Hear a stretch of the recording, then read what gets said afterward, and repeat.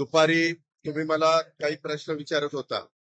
मला त्याबद्दल एवढं सांगायचंय की जे काही आता टीव्ही वेगवेगळ्या चॅनलला चाललेलं आहे त्याबद्दलची पूर्ण माहिती मला काही नाहीये. माझा त्या गोष्टीशी डायरेक्ट अजित पवार म्हणून दुरान्वयी देखील संबंध नाही. मला 35 वर्ष महाराष्ट्रातली जनता ओळखते. त्या संदर्भामध्ये मी उलट या निमित्तानं संपूर्ण माहिती घ्यायचं ठरवलेलं आहे. कारण मागे एकदा 3-4 महिन्यापूर्वीची गोष्ट असेल की अशा पद्धतीचं काहीतरी चाललंय असं कानावर आलं.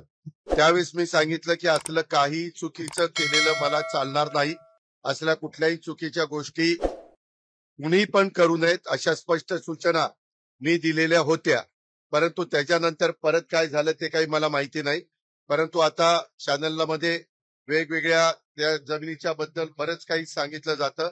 त्याची इत्थंभूत माहिती काय डॉक्युमेंट्स आहेत काय नाही, कुणी परवानगी दिली कुणी नाही, मी आपल्याला सांगतो. मी आजपर्यंत कुठल्याही माझ्या जवळच्या किंवा लांबच्या नातेवाईकांच्या संदर्भामध्ये कुठंतरी त्यांना फायदा होण्याच्या करता एकाही अधिकाऱ्याला कधी फोन केला नाही किंवा कधी सांगितलेलं नाही.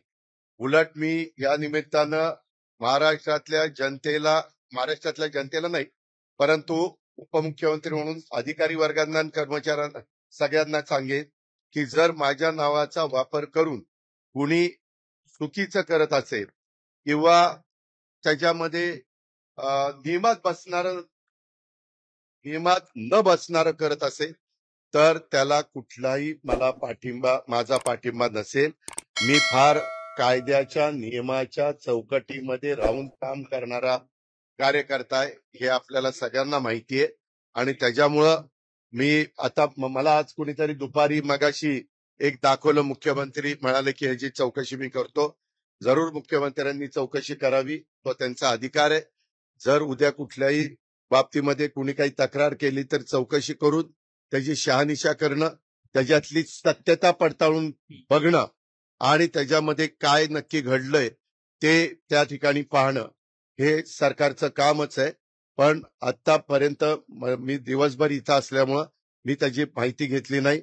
मी त्याची माहिती घेऊन परत तुम्हाला उद्याच्याला भेटीन संध्याकाळीचा, कारण मला पण उद्या दिवसभर काम आहे.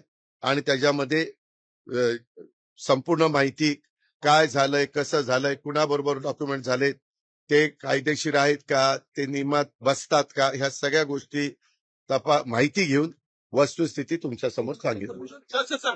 कंपनीचा पत्ता आहे, कंपनीचा पत्ता तो घरचा पत्ता अरे बाबा ऐक ना, तुलाच फार कळतं का? मी स्वतःहून आलोय ना.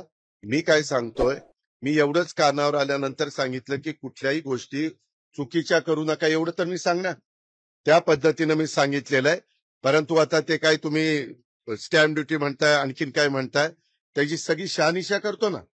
कारण मीच आज राज्याचा अर्थमंत्री म्हणून काम करत असताना कुठल्याही व्यवहारात कुणी टॅक्सच्या बाबतीत नियमाप्रमाणेच वागलं पाहिजे. टॅक्सच्या बाबतीत नाही, सगळ्याच बाबतीमध्ये नियमाप्रमाणेच गोष्टी झाल्या पाहिजे.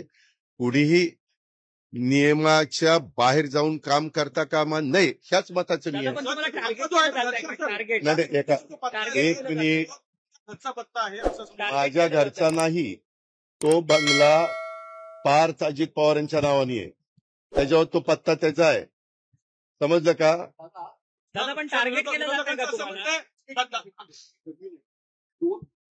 दोन चर्चा खूप बाहेर, महाराष्ट्राची जमीन आहे का की शासकीय जमीन आहे का, तेच सगळं सांगतोय सागर. मी त्याची सगळी माहिती इत्थंभूत घेतो, कारण मी ज्यावेळेस बोलणार आहे मला आतापर्यंत माहिती नाही. मी आता बोललो नसतं तर तुम्ही म्हणला असता की बाबा इथं कुठंतरी पाणी मुरतंय. तुम्हाला सगळ्यांना माझा स्वभाव माहितीये, मी कधीही चुकीच्या कामाचं समर्थन केलं नाही. जर चूक झाली तर मी कबूल करतो, ही माझ्याकडनं चूक झाली, मी ती दुरुस्त करतो. परंतु ह्याच्यात माझा दुरान्वय पण संबंध नाही. मी कुणाशी चर्चाही केलेली नाही, मी त्याच्या संदर्भात कुणाशी बोललेलो पण नाहीये. मला आणि अलीकडच्या काळामध्ये ज्यावेळेस आमच्या घरातली मुलं सज्ञान होतात, मोठी होतात, ते त्यांचे व्यवसाय करतात. परंतु ह्याच्यात मी पुन्हा सांगतो, माझा दुरान्वय देखील कुठल्या अधिकाऱ्याला फोन नाही, कुणाला सांगणं नाही, कुणाला तिथं वेगळं काही त्याच्यामध्ये मदत करा अशाही पद्धतीची भूमिका नाही. मी अतिशय संविधानाला मानणारा, घटनेला मानणारा, कायद्याने चालणारा आणि इतरांनी पण कायद्याने चालावं ह्याबद्दल कटाक्षाने प्रयत्न करणारा, कायद्याच्या चौकटीमध्ये राहून माझ्या काही सगळ्यांना समजून सांगणारा असा कार्यकर्ता आहे.